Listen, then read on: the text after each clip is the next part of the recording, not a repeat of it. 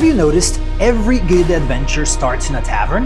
That's why we did this. We went nuts and built this huge 5-floor tavern, completely 3D printable. Can you imagine how awesome it would be to bring this to your tabletop game? How many encounters, fights, beers and missions your players could get from it? It's a completely game changer for your RPG. And in this episode, I will show you how we built it and how you can get this completely game-changing model for your table.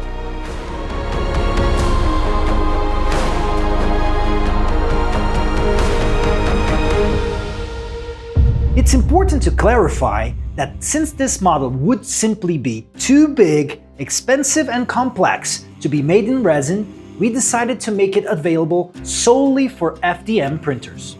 So let's get to it! This model was cut to fit printers with at least 200 cubic millimeters build volume, and it totals 80 pieces, not counting the doors and the fog of war lids we will show in a bit.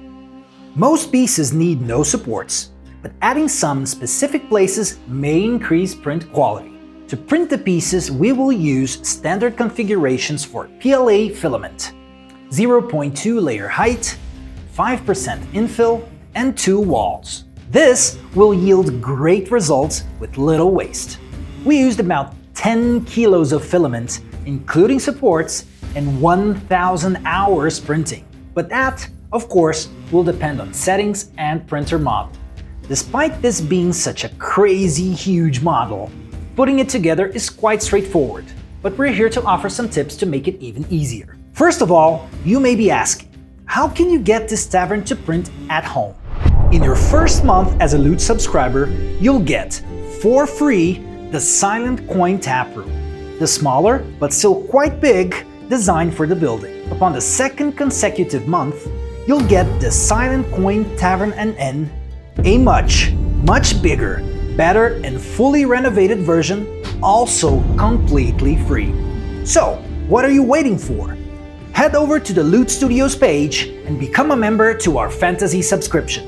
So, in filament printing, it's not rare to get some anomalies on the first layers, the infamous elephant foot. To tackle the finishing process in FDM prints, a box cutter does well in the rough areas, and sanding by hand does get it done. But an orbital sander and a micro grinder are amazing tools for this sort of work. Sanding the flat surfaces until they sit completely flush to one another assures good adhesion and a better looking final piece.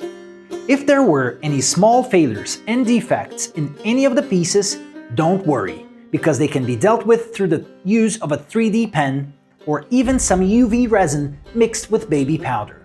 As printing goes on, make sure to label the parts, clearly signaling the floor it belongs to, because in big builds like this, you can get lost pretty quickly if you don't.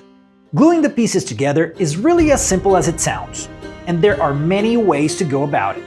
We favor using super glue with a spray of glue accelerator.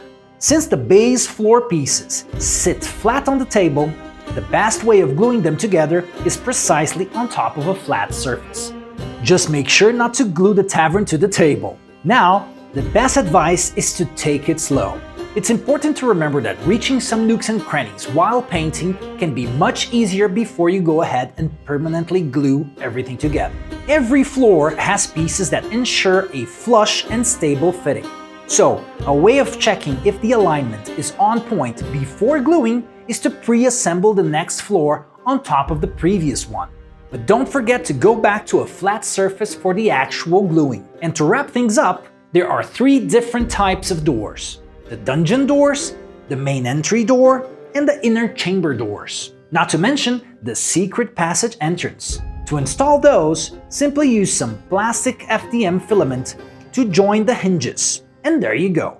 Assembling the roof is also pretty straightforward. Follow the PDF guide so you put it together in the correct order. Finally, we get to the Fog of War, a feature we just had to include, which allows the Dungeon Master to reveal the dangers within piecemeal, keeping tensions high and surprises frequent throughout this 5-story beast of a tavern. So, have fun printing painting, and playing while we show you our take on the Silent Coin Tavern and Inn. And that's it for today. Bye!